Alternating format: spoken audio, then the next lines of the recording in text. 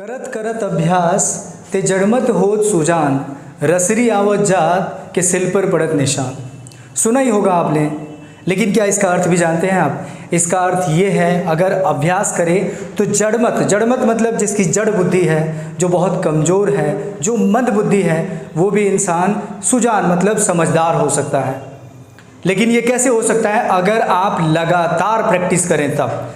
अगर आप कुछ भी सीख रहे हैं, चाहे वो इंग्लिश हो, मैथ्स हो, साइंस हो, या कोई भी सब्जेक्ट हो, या कुछ भी, चाहे वो डांस ही क्यों ना हो, अगर आप प्रैक्टिस नहीं कर रहे हैं तो आप उसे नहीं सीख सकते। इस वीडियो को देखने के बाद आप कितनी भी वीडियोस देख लीजिए, दिन में 50 वीडियोस देख लीजिए, फिर भी आप इंग्लिश नहीं सीख पाएंगे। कारण आप कंटिन्यू नहीं कर रहे हैं, आप लगातार नहीं देख रहे हैं। किसी भी चीज़ को आप लगातार करते रहिए गाइस, आई अश्योर यू, जो रिजल्ट होगा वो आपके फेवर में होगा, आपके पॉकेट में होगा, वो आपके हिसाब से चलेगा, क्योंकि आप उसे लगातार कर रहे हैं। मैं हूं राज और आप देख रहे हैं मेरे चैनल जिसका नाम है जस्ट इंग्लिश। और इस चैनल पे गाइस हम वीडियोस जीरो से सिखा रहे हैं। अब तक क्लासेस 30 हो चुकी हैं, आज का जो क्लास है वो 31 है। मैंने आप लोगों को जीरो से सिखाना शुरू किया था इस चैनल पे।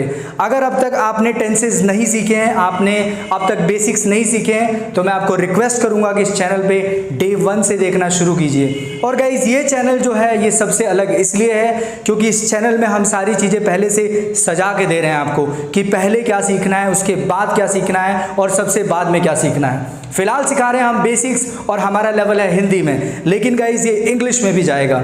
लेकिन कब? जब आप बेसिक्स सीख चुके होंगे और आपको जो बेसिक्स चीज़ें होती हैं वो समझ आ जाएंगी। क्लास को शुरू करने से पहले गाइस मैं सबसे पहले आप सबको बहुत बधाई देना चाहूँगा, जो लोग मेरे चैनल को सब्सक्राइब कर रहे हैं और वीडियोज़ को लोगों तक शेयर कर रहे हैं, ताकि बाकी लोग भी हमसे इंग्लिश सीख पाएँ। क्योंकि ये मात्र एक ऐसा चैनल है जहाँ हम आज कुछ और, कल कुछ और परसों कुछ और नहीं पढ़ा रहे हैं। हम सब कुछ आपको सीरीज में दे रहे हैं, डे 1, डे 2, डे 3।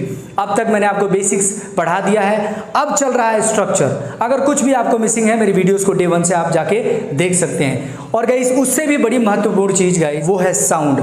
अगर आप इंग्लिश बोलते हैं लेकिन अगर आपका उच्चारण, आपका प्रोनाउंसिएशन वो अगर सही नहीं है, तो आप बहुत इंप्रेसिव इंग्लिश नहीं बोल रहे हैं। आपको हर जगह से रिजेक्ट कर दिया जाएगा।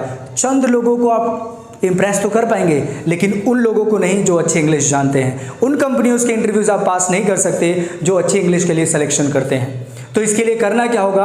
आपका जो वर्ड्स हैं, जो आपका प्रोनाउंसिएशन है, जो आपका साउंड है, वो करेक्ट होना चाहिए। एंड गाइज आप जानते होंगे कि जितनी भी वीडियोस मैं लेके आ रहा हूँ, हर वीडियोस में मैं आप लोगों को 5 साउंड देता हूँ, सिखाता हूँ कि इन वर्ड्स को कैसे प्रोनाउंस किया जाए, क्योंकि वो बहुत ज़रूरी है। बहुत बेसिक वर्ड्स हैं जिन्हें लोग मिस प्रोनाउंस करते हैं। और आज मैं फिर आप लोगों के लिए वो 5 वर्ड्स लेके आया हूँ, और मैं आपको बताऊँगा कि वो 5 बेसिक वर्ड्स क्या हैं, और फिर भी आप उन्हें मिस प्रोनाउंस क्या करते हैं। तो वो वर्ड्स ये रहे आपके सामने, देखिए और समझिए इन शब्दों को क्या आप सही प्रोनाउंस करते हैं। जो पहला शब्द है उसे मैंने सुना है अधिकतर लोग इसे गलत प्रोनाउंस करते हैं, और वो लोग इसे बोलते हैं बाउल। मैं कहूँगा आज के बाद आप लोग इसे बाउल ना बोलकर बोलें बोल, क्योंकि यही इसका सही साउंड है। बाउल अगर आप हिंदी में बोलते हैं कुछ भी बोलिए, it's okay, it will work, but when it comes to speak in English I would say that guys you should speak this word as a बोल।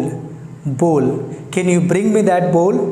So this is how you can speak this word. Let's go to the next word. So जो next word है आज का, that is called guys, बहुत ज़रूरी है और हम इसे जल्दी में खा लेते हैं, और ये बना बनाया हमको किसी भी रेस्टोरेंट में मिल जाता है। लेकिन गाइस जब भी हम इसे ऑर्डर करते हैं बोलते क्या हैं आप इसे? सैंडविच, यही बोलते हैं आप लोग। अगर आप लोग यही बोलते हैं तो आप गलत बोलते हैं, क्योंकि इसका जो सही प्रोनाउंसिएशन है दैट इज़ कॉल्ड सैंडविच। इसमें डी है साइलेंट। So from next time whenever you are going to order, say that please bring me 1 sandwich, ना कि sandwich.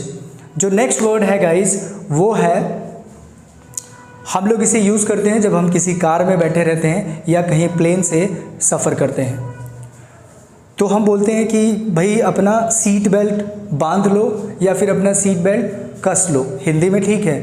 When it comes to speak in English I heard most of the people they say that please fasten your seat belt, which is 100% wrong in terms of sound. because the word which you say fasten, it's wrong. You have to pronounce it fasten. There is a T which is silent. So from today onwards I would advise you guys, इस शब्द को आप लोग fasten ना बोलकर fasten बोलें. And the next word जो है, इसे हम क्या बोलते हैं?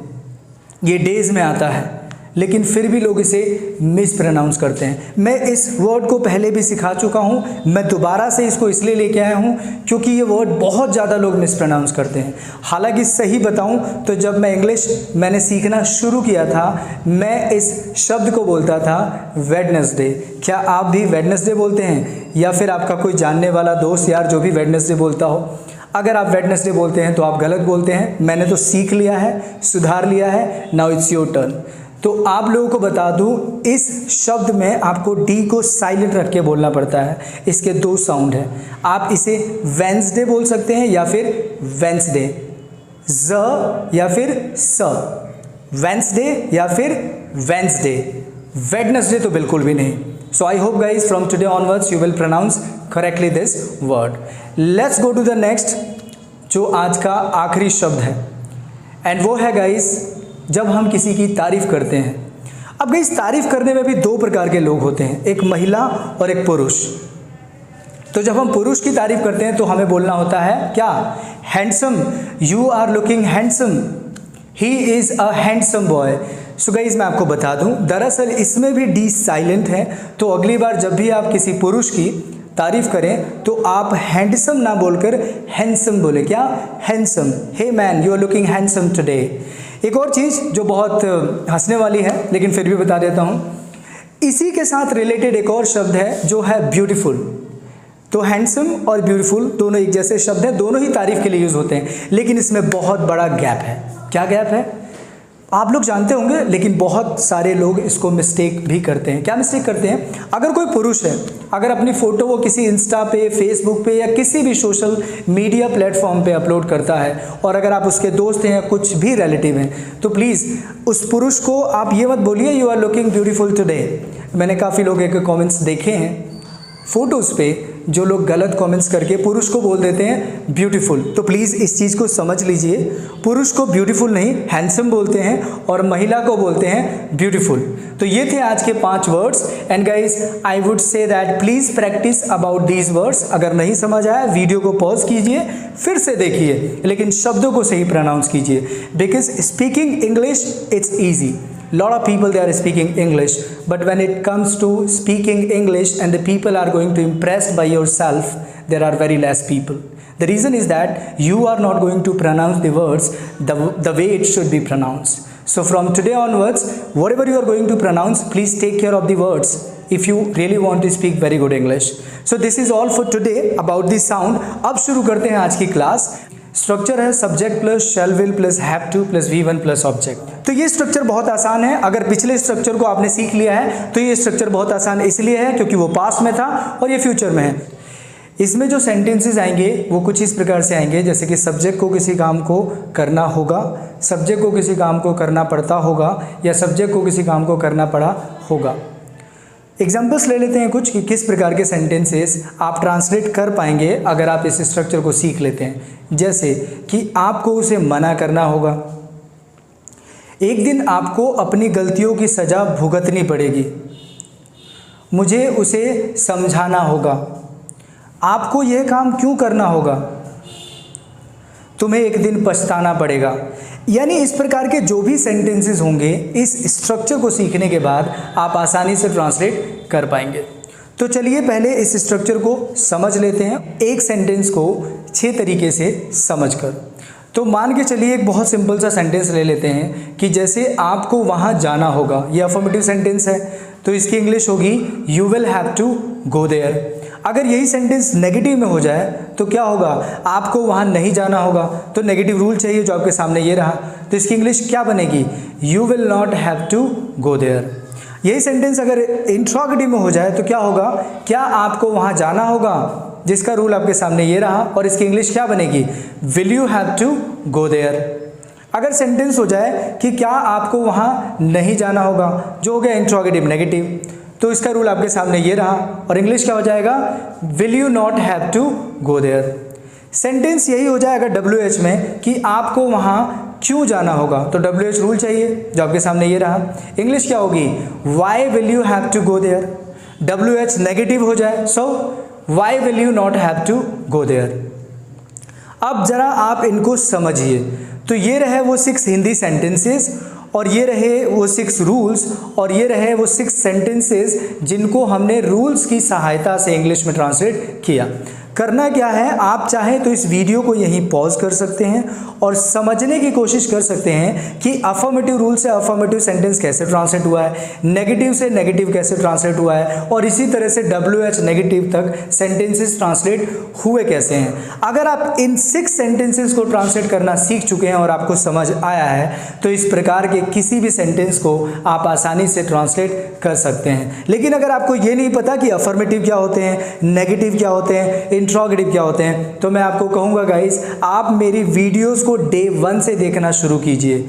आपको हर एक चीज़ बहुत बारीकी से समझ आएगी, क्योंकि हम सारी चीज़ों को बिल्कुल बेसिक से लेके चल रहे हैं। इसीलिए हो सकता है कुछ आपने अगर स्किप कर दिया हो तो उन्हें शुरू से देखना शुरू कीजिए। सो आई होप गाइस आपको क्लास समझ आई होगी।